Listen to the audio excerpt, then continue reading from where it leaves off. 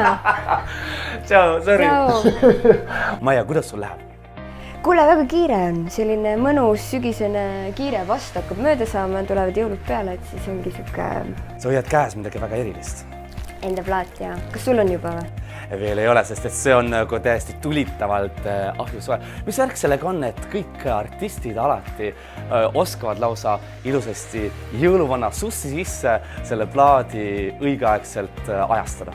Tavaliselt on kevad see aeg, kus tulevad uued ideed, kus sul hakkab see vaikselt see beebi nagu sinna ahju minema, ahju minema ja siis suvel on see aeg, kus sul on aega, et tegeleda sellega, on võib-olla mingid puhkusajad, saad rahulikult võtta ja siis sügiseks ongi valmis. Jõulud on kohe meil ukse ees ja mina tahaksin sellist trianglit teha.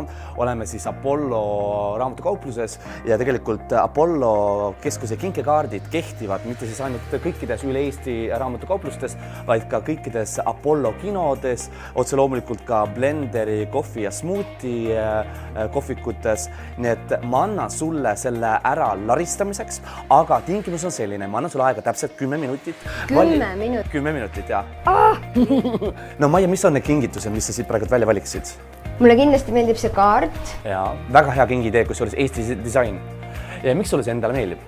Tegelikult see mu mehele, sest et ta on nii palju maailmas reisinud ja talle väga meeldivad sellised asjad. See raamat, ma eile just vaatasin seda ja see on mul ühele heale sõbrannale, ma arvan. Väga äge. Kusjuures tervitused ka Paljale Porgandile ja kusjuures siit on ka mu enda üks idee või retsept, sellepärast et Paljas Porgand andis mulle sellise ägeda tõuke, et kui inimestele pudru näiteks ei meeldi, siis ma sain väga ägeda idee, kuidas pudru panna maitsma. Tal on just sama asi, et kui ta lihtsalt, ta sööb ainult minu juures hommikuti putru. Isamoodi unejutud. Yeah. See on lõbus versioon unejuttudest ja 2 poissi koos, kui loevad seda, ma arvan, on päris lõbus. 5-aastase Marta isa on autoluksepp ja mehaanik. Ta on väga tore, kui tal on üks viga, ta ei oska unejutte rääkida. Tegelikult peale selle, et sa oskad ja oled väga andekas vokalist ja laulja, siis on see, et sul on teine professioon samamoodi ju siin kohe varsti käes. Ei, tegelikult rätsepa amet mul on käes, aga ma õpin praegu veel meeste rätsepaks juurde.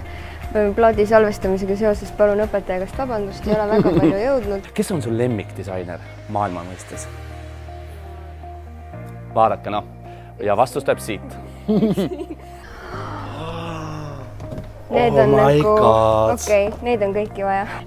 No nüüd on see, et nüüd ma tahaks jõulukink ise endale.